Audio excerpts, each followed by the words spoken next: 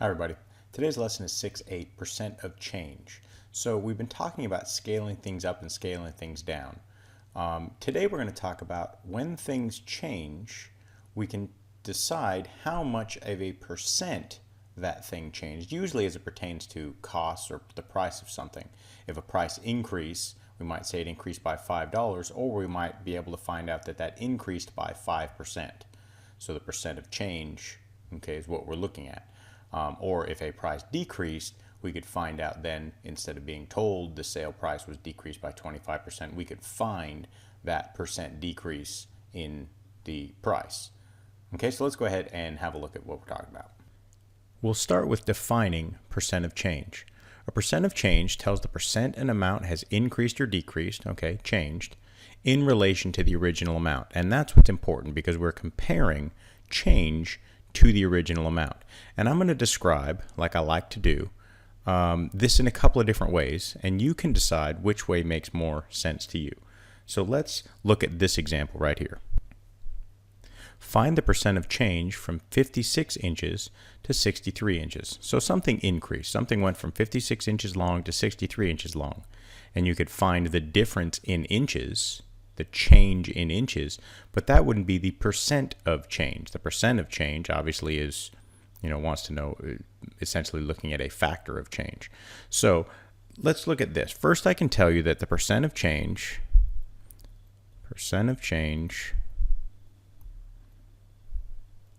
is equal to the amount of change, and remember, we're comparing it in relation to the original amount. So it's the amount of change divided by the original amount.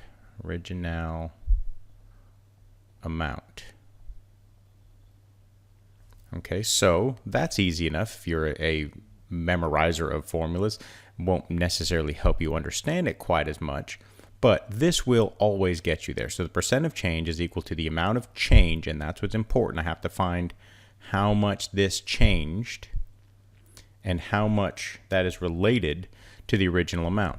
So I can find the change. How do I find the change in something? The difference in something, how much it changed, the mathematical operation? Right, is subtraction. So I could say the change is 63 now. It used to be 56. So the change is 7 inches.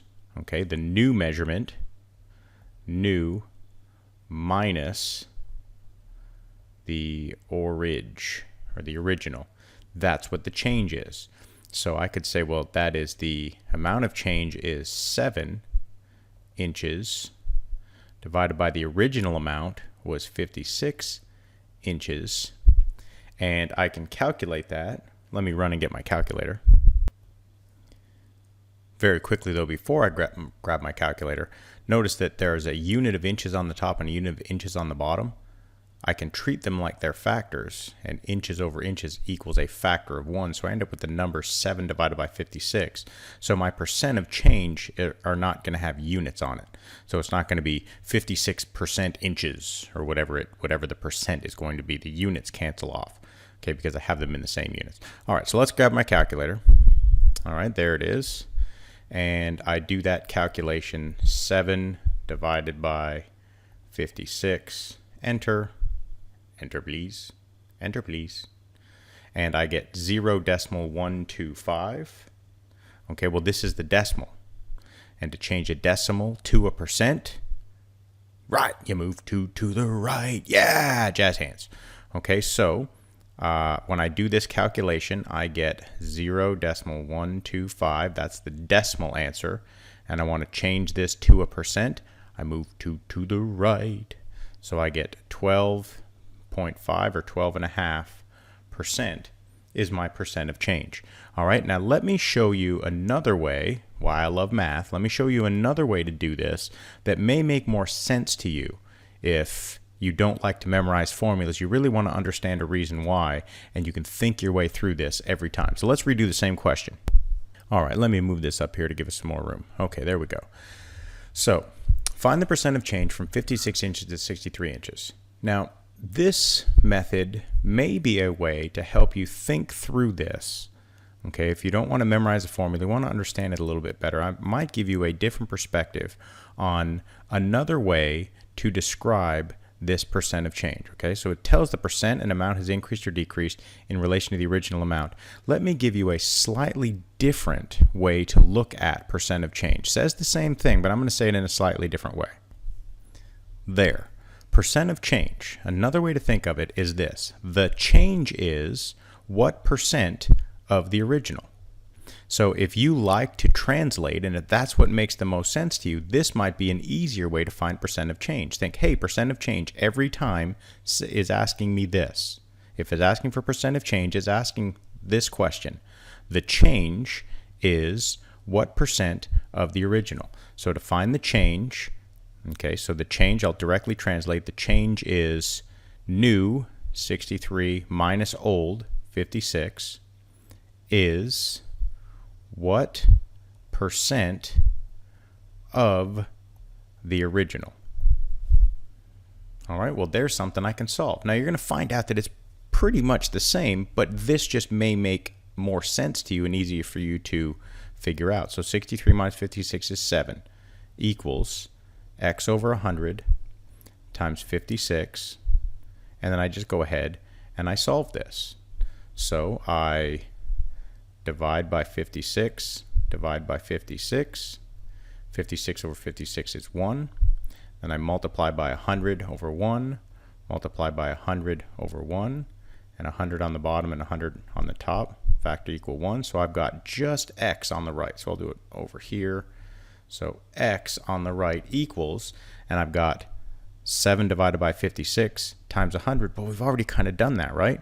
So the calculation is going to come out to be the same. And, oh, my calculator went to sleep. Bring it back up here.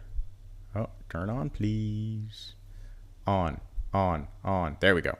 So there's my calculation already, 7 divided by 56. The only thing it's missing is 7 divided by 56, there it is, times 100, because I'm already finding my percent because I wrote it into my equation that way, so I don't have to just necessarily move to the right, because I'm going to do this in the calculation. Incidentally, a little side note on your calculator, on the TI calculators, if you want to use this number in the next calculation, I can just hit on my buttons times 100 and it'll take the previous answer, which is this calculation multiplied by 100, bam, and I get 12.5, which gives me right here 12.5, and what is x? X is the percent of change, so I don't have to move to the right because multiplying by 100 already has done that. Okay, I like this method. This is just my preferred method just because it makes the most sense to me logically, and I never have to try and adjust this in any way. I like to memorize as few things as possible. I'm not really a memorizer, but if I can memorize a few things and apply them in a multitude of different circumstances, that is what I like the best. Okay, so let's try another example. All right, so before we do this example, let's talk a little bit about some terminology. There are two types of percent changes, percent of change. One is a percent increase, and one would be a percent decrease. I'm pretty sure you can figure out which one's which, but I'll just mention it briefly. When an amount increases, like the example we just did, the percent of change is a percent increase. When the amount decreases, or the amount goes down from the original, that would be a percent decrease. Okay, so let's go ahead and knock this example out. In 1975, the average price per gallon of gasoline was 57 cents. Can you imagine? In 2000, this is just the information I stole, the average price per gallon was $1.47, which still, by today's standards, is pretty cheap, although it's coming back down as of today. Find the percent of change. I think a percent of change this way. The change, okay, let me write.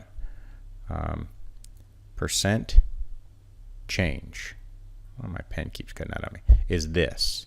Says change is what percent of original.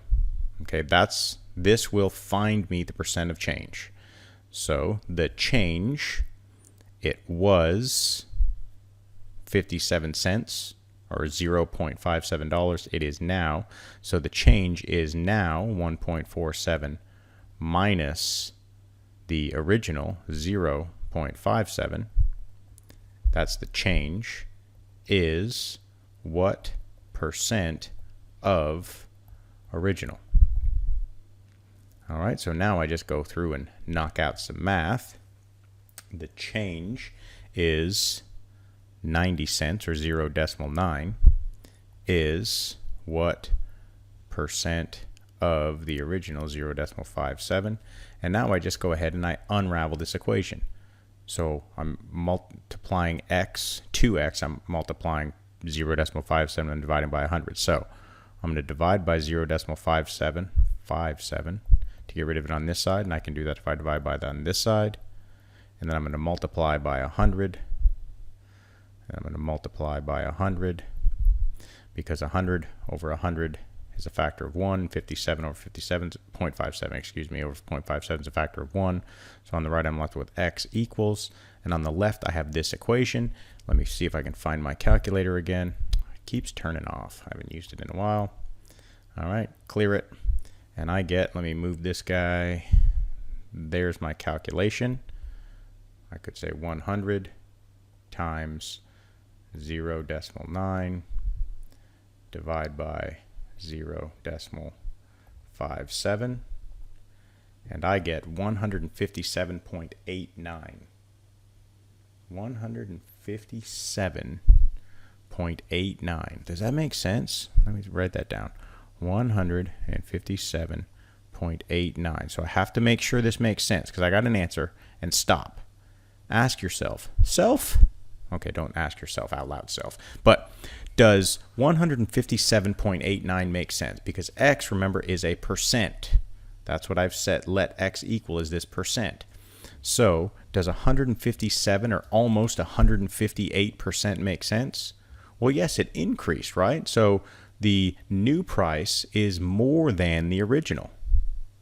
So if the price doubled, if it went from 57 cents to $1.14, that would be a 100% increase because it doubled, right? So it took 0.57 and added another 0.57. So since it more than doubled, our percent increase is more than 100%. It looks like it was multiplied by 1.5 times, just about. Okay, so let's look at what happens if our change is decreasing, or our percent of change, our new is less than what the original was. All right, this example is a little bit older, but it still proves the point.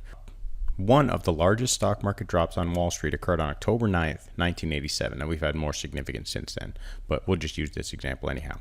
On this day, the stock market opened at 2,246.74 points and closed at 1,738.42 points. What was the percent of change? Notice the new is less than the original.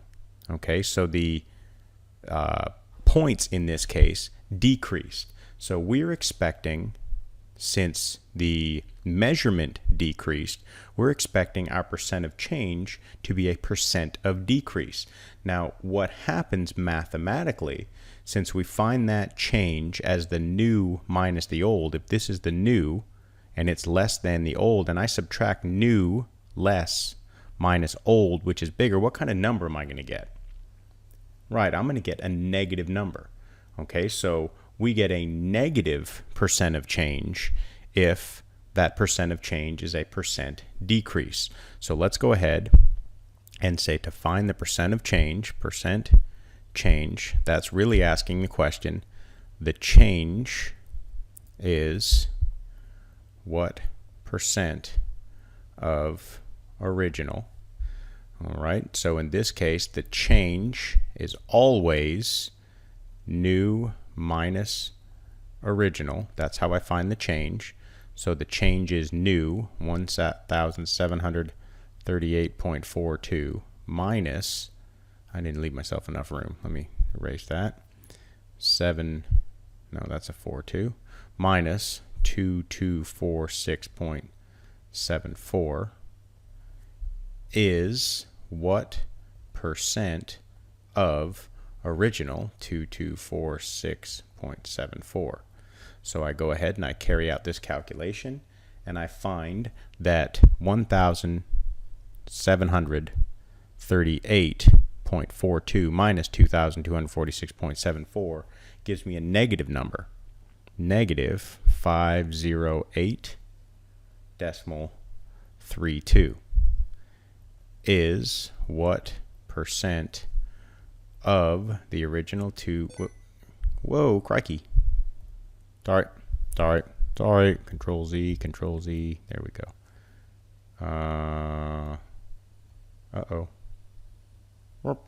There. So, yeah, times the original 2246.74. So now, to unravel this, I'm going to divide by 2246.74. Sorry if you can't read that. I'm trying to be neat and go quickly at the same time. As long as I divide this by 2246.74, this over itself gives a factor of 1. Multiply by 100 over 1. Multiply by 100 over 1. 100 over itself is a factor of 1. So I end up with x equals the answer to this calculation. Okay, let me turn my calculator on here. All right, so there's my calculator, and I want to punch this in. Now, here's what I have to be very careful of. This right here, I don't want my calculator away, but that right there is a negative sign. Not to be confused at all with a subtraction sign. If you're using a TI 83, 84, 82, 96, 2000, Voyager, whatever TI calculator you're using, you have to be very careful, most calculators in fact, that you don't use the subtraction sign. Okay, the subtraction sign is a mathematical operator. I need a negative sign. On my calculator, it lives below the 3 and it's in parentheses. So I'm going to type in 100 times, not minus 508, but negative. Okay, now there's a negative sign, there's a minus sign. See how they're different? Okay, so minus is big subtraction looking. Negative is a little bit smaller. 0.0832, and I want to divide that by my original amount, which is 2246.74, and I mash enter, and I get negative 22.6. All right, so my percent of change is negative because the amount decreased. So the percent of change is negative 22.6, or decreased 22.6%. All right, so I'll write that over 22.6%, and that's negative. Okay, so one of the big things, percent decrease is going to give me a negative percent of change. But another major point is this negative sign here when you're punching into your calculator. Because let me show you what happens if you do it wrong. Okay, so there's our correct calculation. If I typed in 100 times, and I use the subtraction sign, 508.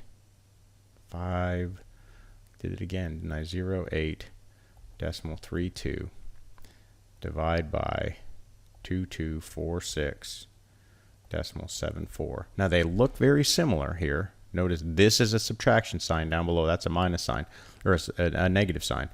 But watch what happens when I hit enter. My calculator won't even do this.